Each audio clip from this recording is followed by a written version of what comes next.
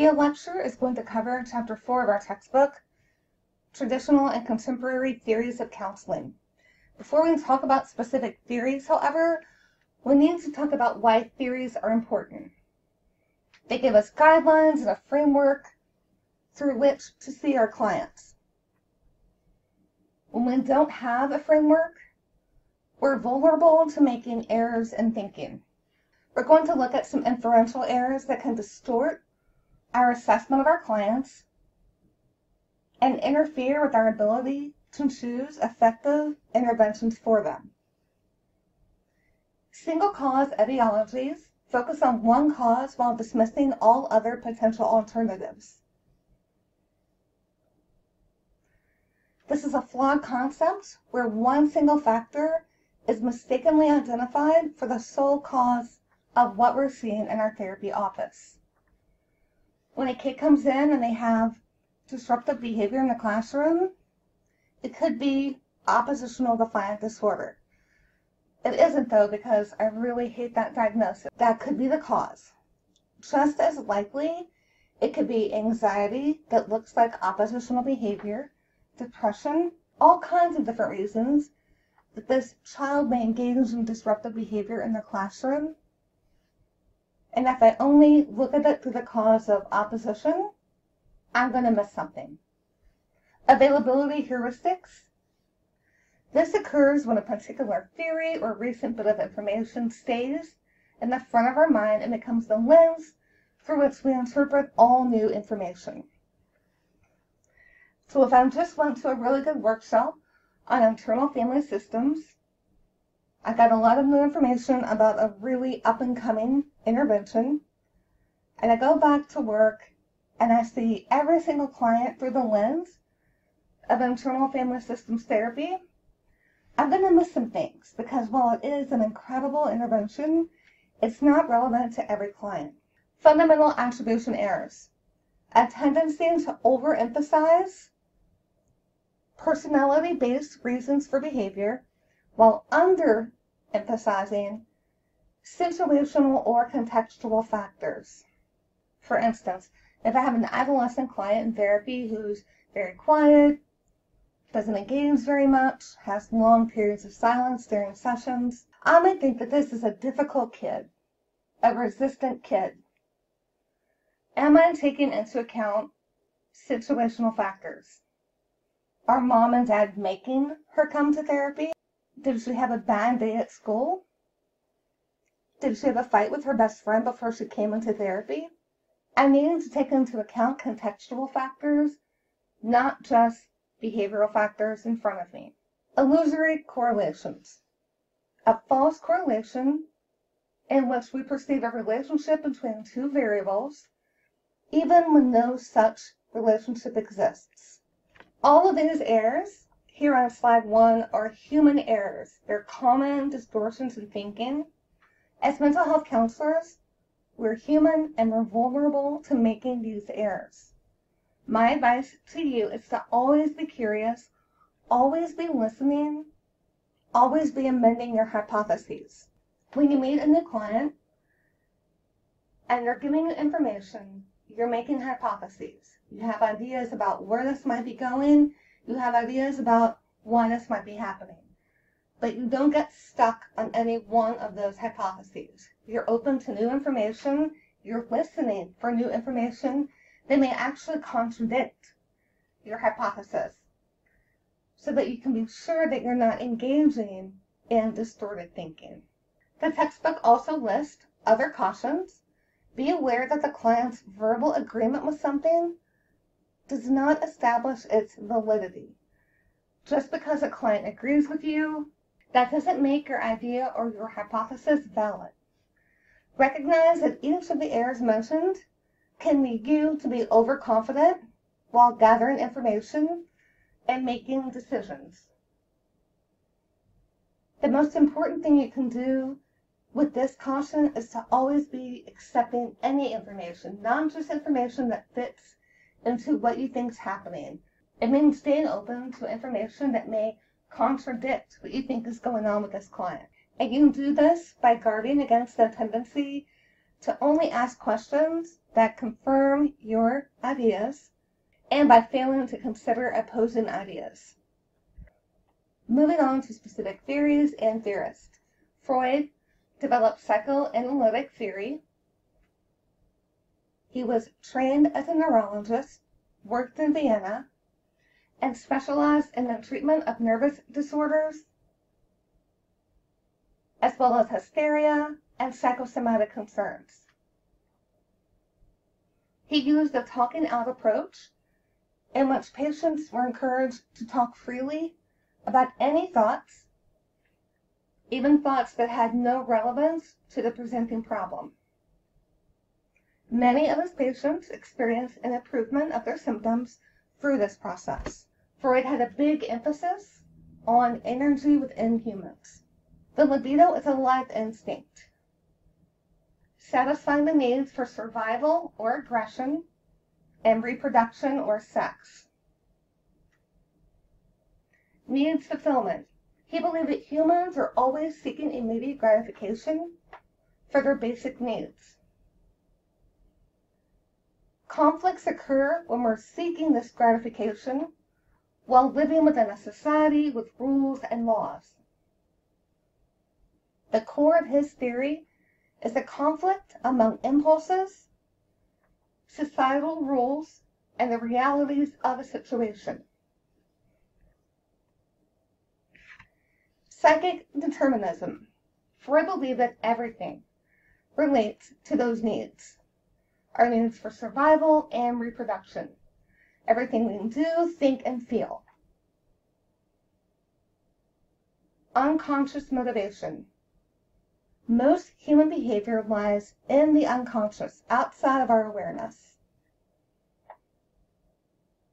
The actual source of all our behavior,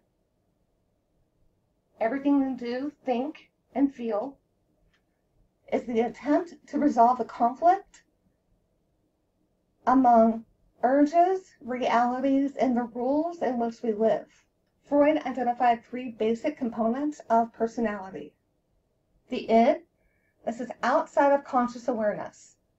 It holds all those instincts for reproduction and survival.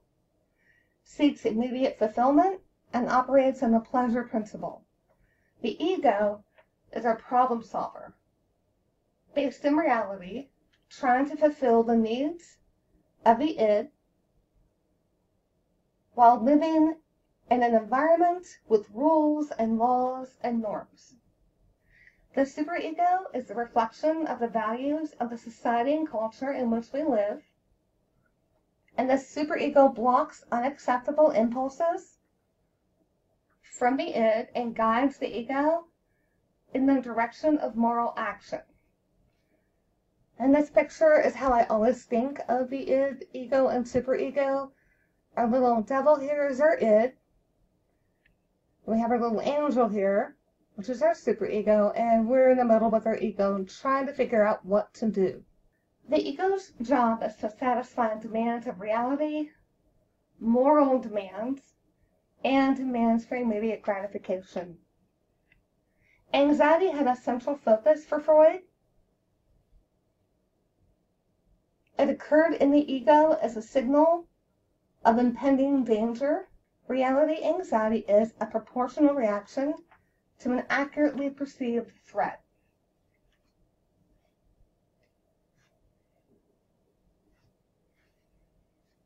Oftentimes, reality anxiety looks like an adjustment disorder. Something bad, sad, or scary happened, and our client is having a proportional reaction to a perceived threat.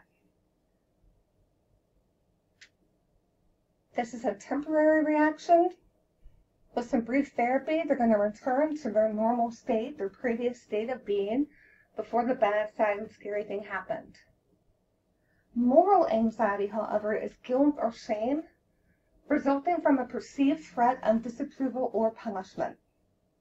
Moral anxiety is the fear of being judged, the fear of not being accepted, the fear of being disapproved of. And neurotic anxiety is an emotional response to the threat of an unconscious impulse. So we go from anxiety to ego defense mechanisms. These are unconscious distortions of reality that block the impulses from the id. So these defenses are protecting the ego from impulses of the id. All of these defense mechanisms have several things in common.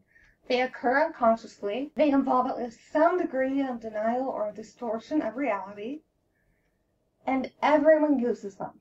All humans engage in some kind of defense mechanism. They're only problematic when they're used in excess. You'll find definitions and examples of defense mechanisms in our textbook, as well as here in the PowerPoint. The goals in treatment for Freud were to modify the personality by making unconscious material conscious in order to increase the client's awareness. This goes back to that talking out therapy, free association.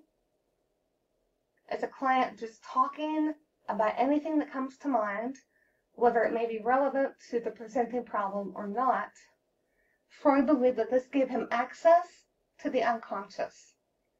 He could help people make connections with this unconscious material and help increase their self-awareness. The process of making unconscious material conscious included transference, free association, interpretation, confrontation, and clarification. Transference occurs when the patient transfers thoughts or feelings towards you, the counselor, that actually apply to somebody else in their life. Past for Freud, for a lot of people would say past or present. Maybe a client is talking about their early childhood with you. They're talking about difficulties they had in their relationship with their father, and they suddenly become very angry and belligerent in a session towards you. Are they really angry at you, or are they angry at their father? We talked about free association. Interpretation is the therapist taking the content from free association and trying to help the client have better insight into that information. Moving on to object relations. This is a psychodynamic theory. It's a modified version of psychoanalysis. We're going to do a quick review and overview of this theory. You'll have an entire class focused on these theories where you'll be able to get much more in depth about the differences between the different models. In object relations, treatment focuses on the relationship between the self and objects. Objects here are not things, they're representations of people. So mother as object, father as object. These objects become internalized, and much of our adult lives involves a repetition of early object relations. We're reenacting our relationships with our parents or our caregivers from when we were very young. The goal of object relations therapy is to revise impaired object representations. There's also a use of free association, transference, interpretation, and working through, just like with Freud, helping to increase the client's awareness of the influence of distorted objects based on their past early relationships so that they can change the way in which they relate to objects in the present. Attachment theory is another psychodynamic model that is taken from object relations theory. It was developed by John Bowlby, who focused on the role that infant-caregiver interactions play in human development. The interactions between the infant and caregiver are internalized, creating a working model that influences the developing person's capacity to form stable relationships. This working model informs how we see the world, how we see ourselves, and how we see other people. For instance, when an infant's primary caregivers are consistent, sensitive, and responsive, that infant is likely to develop a secure attachment. Their working model is The world is a safe place. People will take care of me. I'm important enough to be taken care of. That brings us to Adler, Adlerian therapy or individual psychology.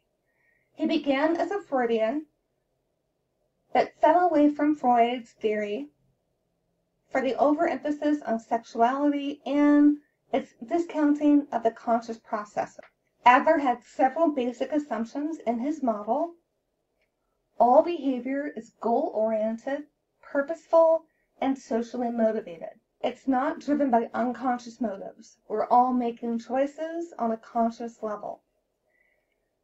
Behavior is best understood from the client's subjective reality. A therapist must see the world through the eyes of the client. Personality is best understood as a part of a social system. A focus on interpersonal dynamics between people versus intrapsychic components of personality.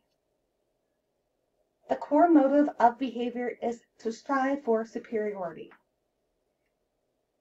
Each person develops a cognitive map or a lifestyle that organizes behavior as the person strives for superiority. Fulfillment is found in acting for the general social interest. Social connection is critical to emotional well-being. Comparing this again to psychoanalysis, for Freud, there's really no focus on interpersonal interactions. There's no focus on social connection. He's focused on you, and you're focused on you in therapy.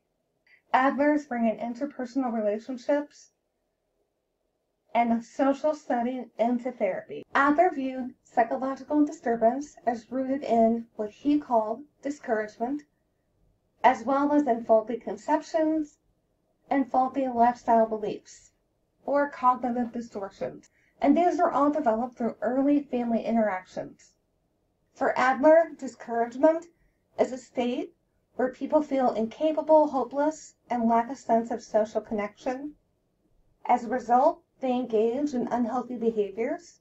The goals of treatment for Adlerian therapy to help clients to develop healthy lifestyles or healthy ways of thinking that contribute to personal well-being and the general well-being of others. Social connection.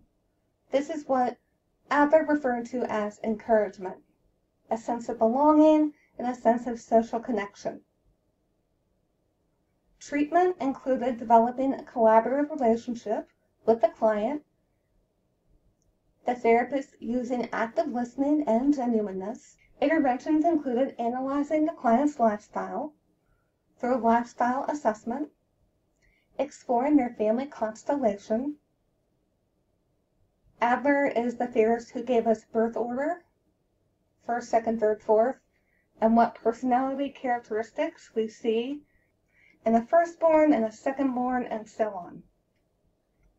His goal was to help clients gather insight into the ways in which they behave. Moving on from psychoanalytic and psychodynamic theories to behavioral theory. We'll begin with Pavlov, classical conditioning.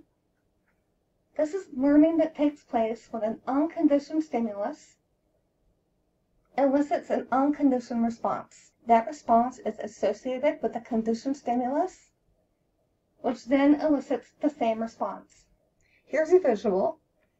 A dog salivates when it's presented with food. This is an unconditioned response. If a bell is rung every time a dog is presented with food, at some point they will pair that salivating behavior with the bell. Classical conditioning plays a significant role in the development of many of our fears and our phobias. We can look at a real world example. We go into a restaurant and we get chicken parmesan. We get food poisoning. We have an unconditioned response to food poisoning. We vomit, we're sick. The next time we think about chicken parmesan, we see it on the menu, we're going to get nauseous and sick. That chicken parmesan has become a conditioned stimulus that elicits now a conditioned response. Important terms in classical conditioning: Acquisition with a new condition response is elicited upon presentation of the conditioned stimulus. So a dog has acquired a response when they salivate to the bell. Extinction occurs when the conditioned stimulus no longer elicits the conditioned response. So for whatever reason, when this bell is rung, the dog no longer salivates. Then we have stimulus generalization. A neutral stimulus, similar to the conditioned stimulus, is able to elicit the conditioned response. This occurs when the dog that we've trained to salivate at the sound of a particular bell begins to salivate at anything that sounds like a bell. The opposite of this is stimulus discrimination, the ability to differentiate between two similar stimuli and respond appropriately to each one. In this example, our dog is able to respond to or salivate to two different kinds of bells. Operant conditioning, Skinner. Learning takes place in response to how a person's behavior elicits consequences or reactions from the environment. He focused on environmental stimuli and overt behavior, observable, measurable behavior. Operant conditioning focuses on the consequences of behavior. What happens after behavior occurs? Behavior is followed by reinforcers or punishers. Reinforcers increase the chance of a behavior occurring again, either by adding something desirable or taking away something undesirable. Punishers decrease the likelihood of a behavior recurring, either by adding something undesirable or taking something away that is desirable. Let's get into that further. Positive reinforcement is adding something desirable. For instance, a kid getting a sticker for doing their chore. Negative reinforcement is taking away something undesirable. A parenting example of negative reinforcement. A kid is having a tantrum at Kroger. They're screaming, they're crying, they're rolling on the floor. Mom gives them the candy bar that they ask for. Mom has been negatively reinforced because the kid is now quiet. The undesirable thing has stopped. The tantrum has stopped. Unfortunately, this is also positive reinforcement for the child who got something they wanted. A positive punishment is adding something undesirable. For instance, giving your child additional chores for disrespectful behavior at home. Negative punishment, taking away something desirable. For instance, an adolescent losing a privilege, something desirable, for breaking their curfew. The goal for behavioral therapy, whether classical or operant, is to unlearn maladaptive behavior. The maladaptive behavior is the problem. The behavioral therapist is not focused on underlying conflicts or on cognitive distortions. They're focused on observable, measurable behavior. Interventions are focused on behavioral deficits, behavioral excesses, inappropriate environmental stimulus control, looking at what antecedents or triggers happen in the environment that reinforce a behavior, inappropriate reinforcement contingencies. An example of a reinforcement contingency is if-then.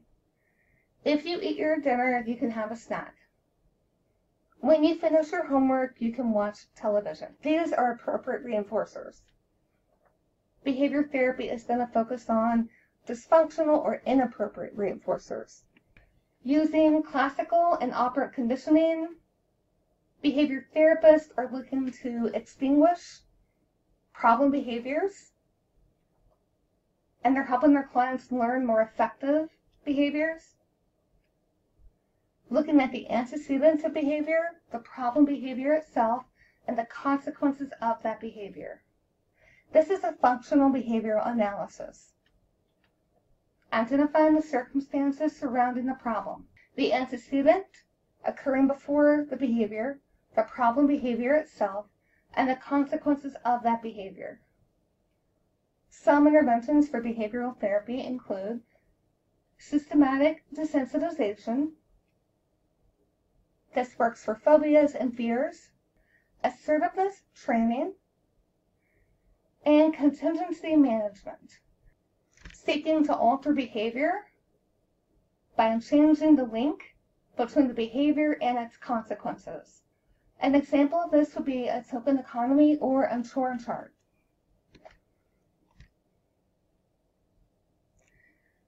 From behavioral to cognitive approaches, self-schema provide the framework for basic assumptions people make about themselves and their world. Schemas can introduce bias and distortion into the processing of ongoing experience, present experience, as well as influencing the recall of past events. These distortions in thinking interfere with the cognitive processes of individuals. They introduce misinterpretation, distortion, and inaccuracy. Here are some different examples of common cognitive distortions.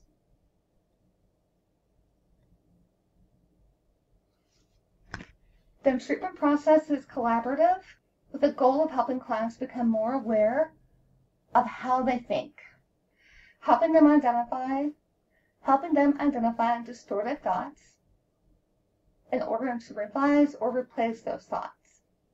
Taking a look at some specific theorists and therapies. Albert Ellis developed rational emotive behavioral therapy. He connected irrational internal dialogue to emotional pain. He believed that emotional disturbances are explained by the ABC model. He added D and E. Originally, it was A, B, and C. We have an activating event, an irrational belief, and an emotional consequence, A, B, and C. Here's a visual of the ABC DE model, now with F, new feelings, healthier emotional states. Here's a list of 10 irrational beliefs identified by Ellis that cause emotional pain.